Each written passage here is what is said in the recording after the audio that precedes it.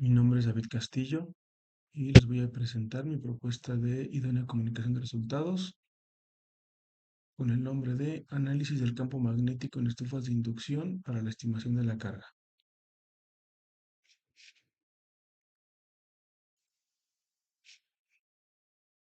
Bien, comenzaremos con una introducción para definir lo que es una estufa de inducción, la cual es un sistema de conversión de energía eléctrica térmica.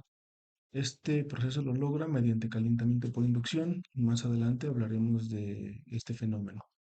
Por su naturaleza, no utiliza combustión para generar calor y es muy importante mencionar que el propósito de este dispositivo no solo es calentar, sino lo debe de hacer de forma eficiente y controlada, también precisa, esto con el fin de cocinar alimentos en un recipiente. En este esquema vemos las partes básicas de una estufa de inducción, la bobina de trabajo, que es esta sección que está abajo, el campo magnético que genera la bobina de trabajo, una capa aislante o la superficie sobre la que se coloca el recipiente. Y tenemos aquí el recipiente que debe ser ferromagnético y estas pequeñas bobinitas son lo que más adelante vamos a definir como inductancia o carga del recipiente. Seguimos. Vamos a pasar brevemente por algunos aspectos importantes de la tecnología de calentamiento por inducción. Hay que decir que esta tecnología comenzó para tratamientos térmicos o fundición. En 1887, Sebastián Zeta, un italiano, logra la primera aplicación del calentamiento por inducción para fundir metales. Con esto hace una primera patente en este ámbito. En 1891, F. A. Gehling presenta el primer horno de inducción. De aquí hasta 1943, la empresa Caterpillar logra endurecer un engrane de 642 milímetros de diámetro mediante inducción. Esto es muy importante mencionarlo ya que fue una pieza bastante grande y fue un diferenciador para la empresa Caterpillar ya que sus engranes eran sumamente duraderos y le dio mucha ventaja sobre la competencia. Y esto lo logró por las características de este tipo de calentamiento.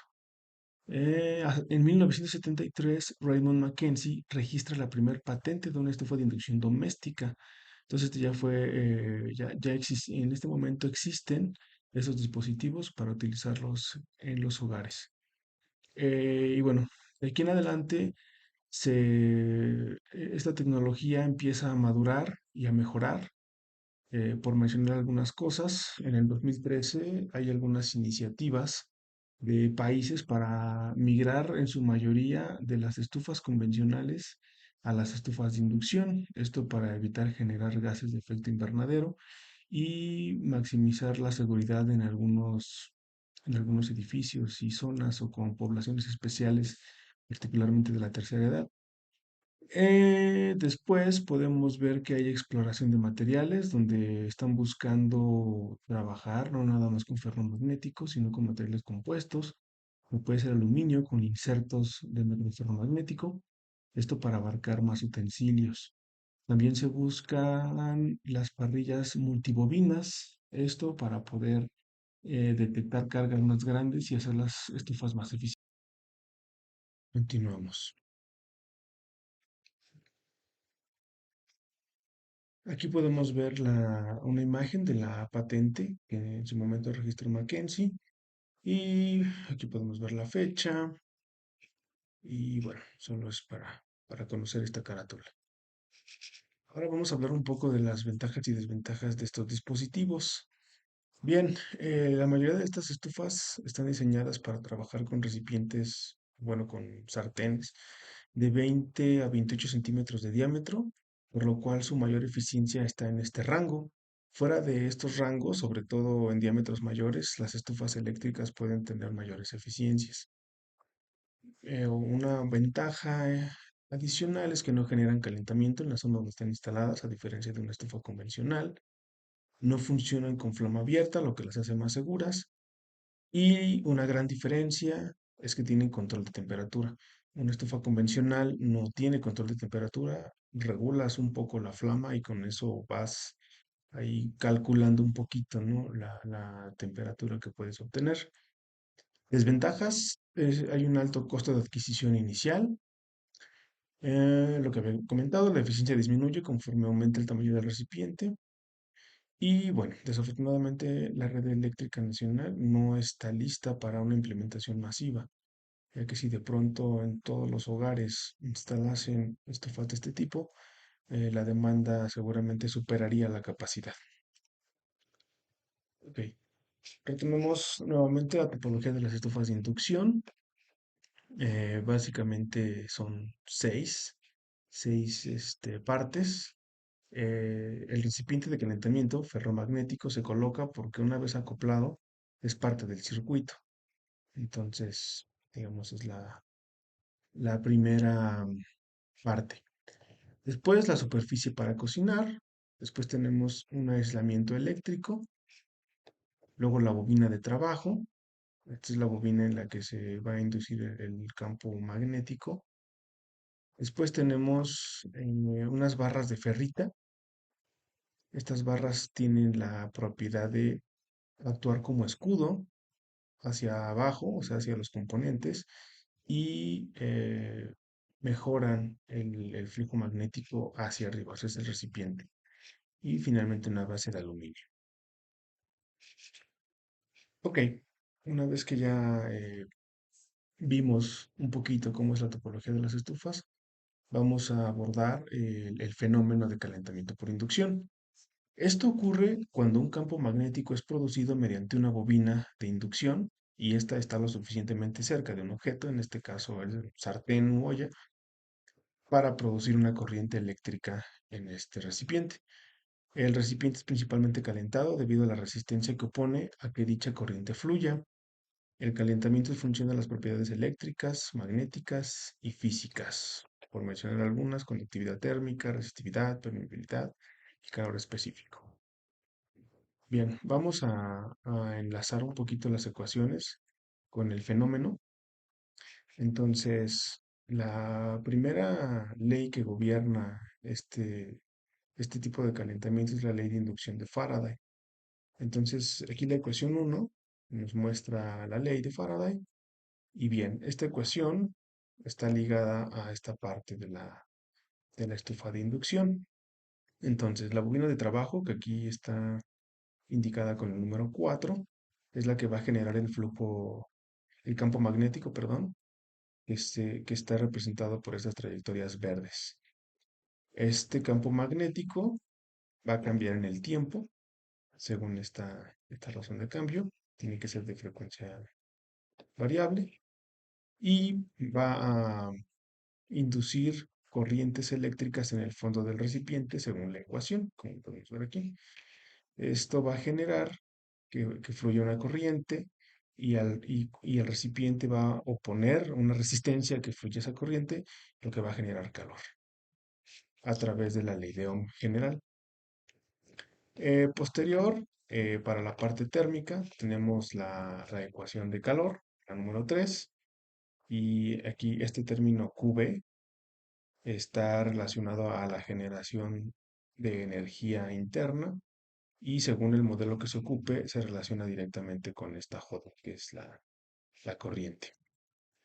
Entonces así es como se calienta el recipiente.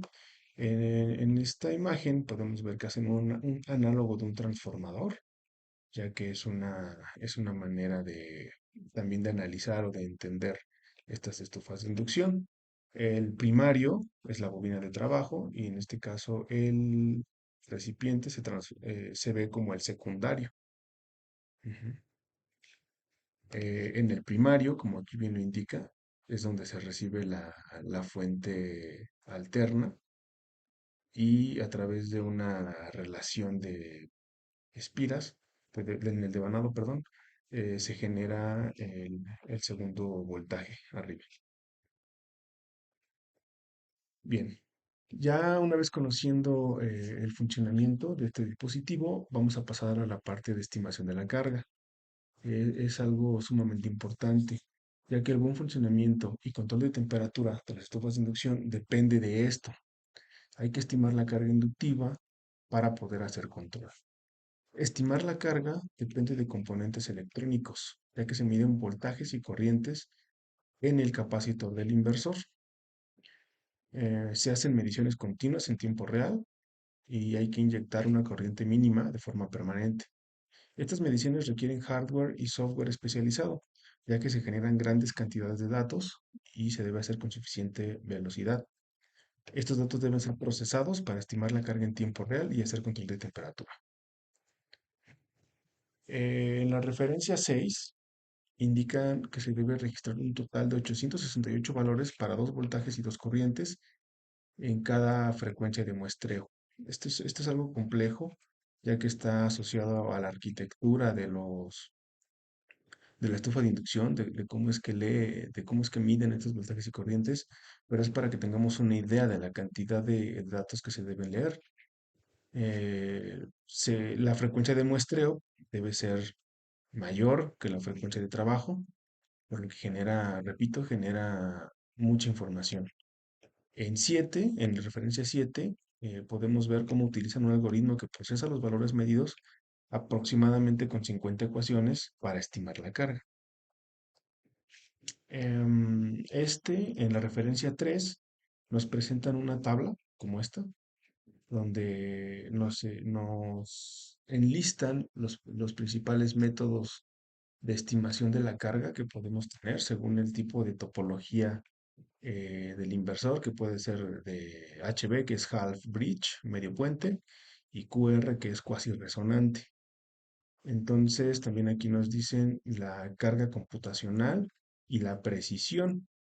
Podemos ver que los más altos, por ejemplo, high, aquí ya están combinando con aprendizaje de máquinas, o sea, inteligencia artificial.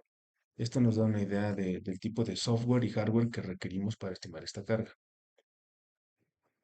Entonces, entendiendo esto, o buscando minimizar esa carga de trabajo o bajar las especificaciones de software y hardware que se requieren, nosotros planteamos este objetivo de tesis, que es analizar el comportamiento del campo magnético y la temperatura en una estufa de inducción, esto ante variaciones de la carga inductiva, incluyan presencia, posición y material. Lo anterior para determinar cuál es la mejor opción para medir las variaciones del campo magnético y estimar la carga a través de esta medición. Dicho resumido, lo que estamos buscando es medir el campo magnético directamente con un sensor y a través de esto estimar la carga.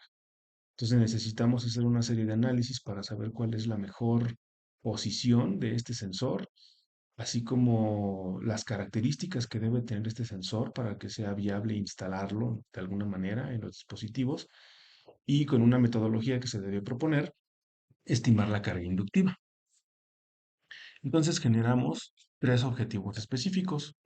El primero, utilizar método de elemento finito para modelar la estufa de inducción y analizar la distribución del campo magnético y de temperatura.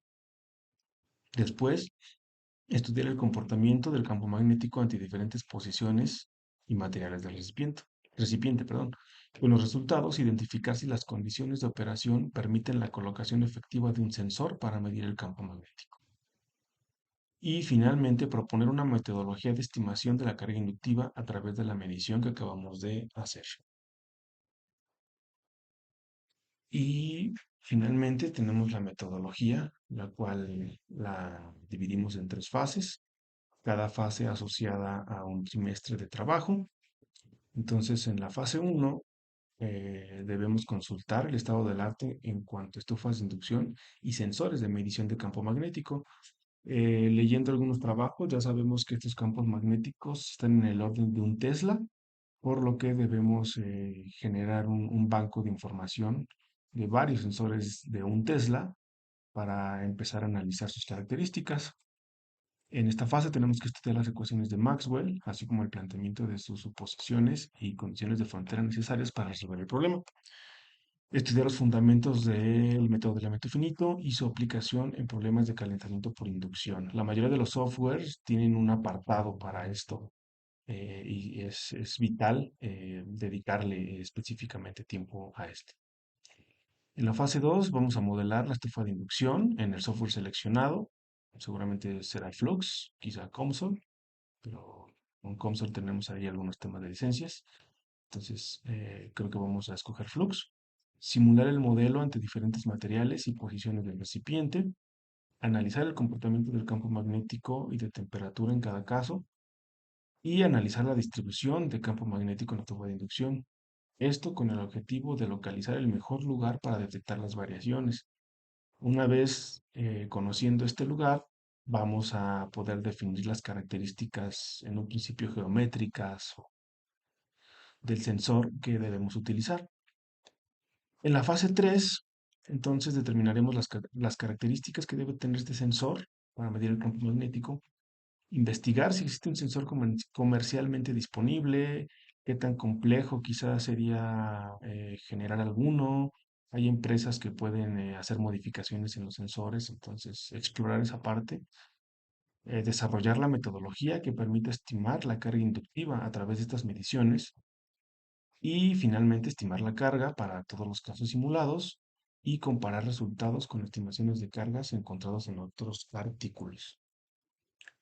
Y de antemano muchas gracias. Es todo. Hasta luego.